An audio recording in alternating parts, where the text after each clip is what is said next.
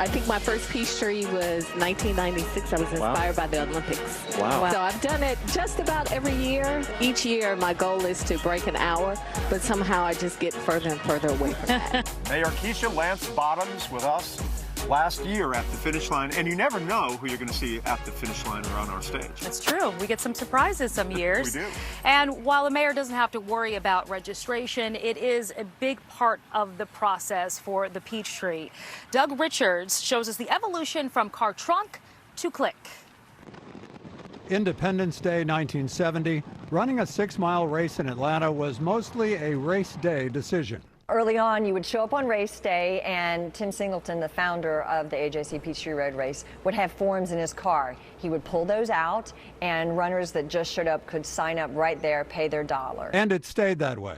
But in 1976, the owner of a running gear store called Phidippides handled the first written pre-registrations for casual Peachtree runners, providing forms and collecting the $1 fee.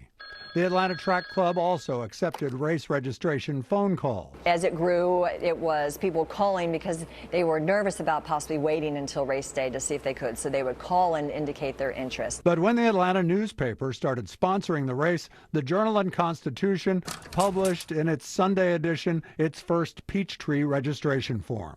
That was 1977. It was a game changer. 2,500 runners in 1976, more than doubled to 6,500 in the 1977 Peachtree.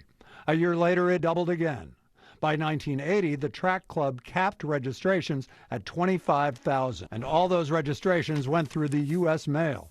When they got to the Atlanta Track Club office, they all got entered by hand into a 1970s-style database to match entrants with race number. If there were 25,000 entries that year, we would enter 25,000 applications. So as the number and the size of the event grew, so did the data entry project. For 34 years, the Peachtree Road Race registration stayed rooted in the U.S. mail system. Then in 2009, the race started online-only registration. It was not pretty. Within the first 30 minutes, we started seeing problems, and within an hour of opening registration, the system had crashed. Lisa Tanner says runners went into a cold panic. But it was so frustrating. Flooding the track club with calls and emails. We had threats. You have ruined my life. We have done this race. This is a family tradition. How are we going to get in? What's going to happen? You never should have switched.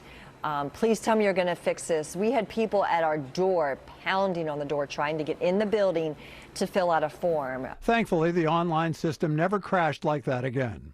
2 years later, the track club raised the number of Peachtree registrations from 40 to 60,000, where it remains today.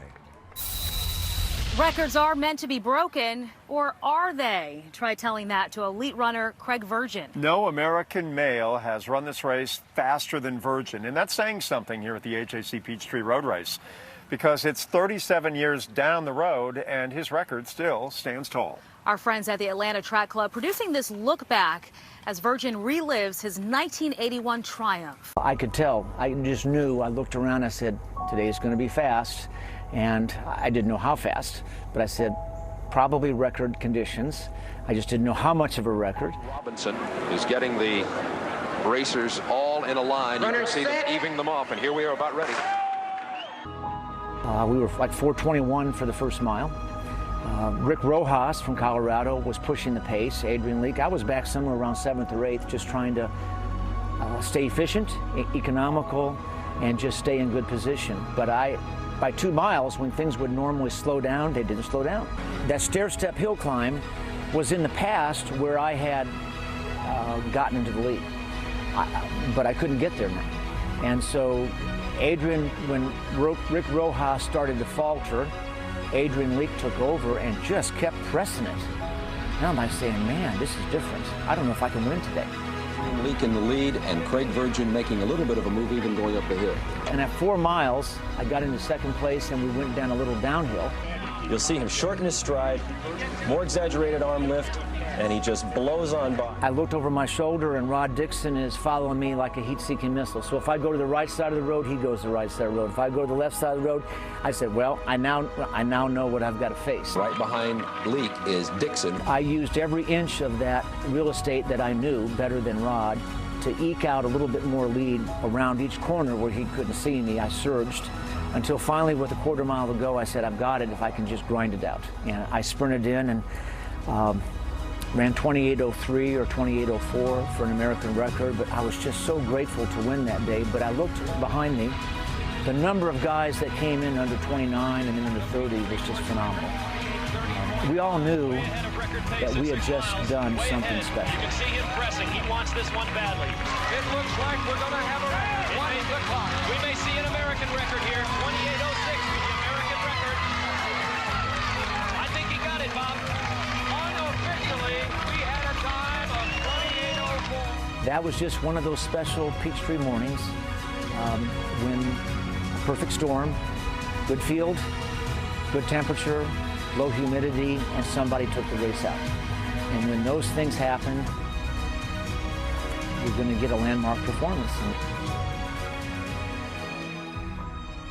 It was a historic, epic moment in American distance running and in Peachtree distance running history. Today, Craig Virgin is a running ambassador. He is also heading up his own marketing and consulting firm. Pretty impressive. He's also a motivational speaker and author. And yes, he still loves to run, if but a little slower these days. It could be a record-breaking year with some huge prize money on the line. As always, the wheelchair athletes are a big part of the race. Oh, it's a wonderful race to be at. And as we go to break, a look back at an event just as important as the race itself, the Peachtree Junior. The man, the myth, the legend. Because I wanted to finish strong and I wanted to finish walking. If it wasn't for my hard work, I wouldn't be walking right now. It's important. We have to keep the kids active, make sure we're taking care of our health, because as we get older, sometimes we kind of let those things slip. But if they start young and they're excited about it and passionate about it, then they'll carry it on through the rest of their lives.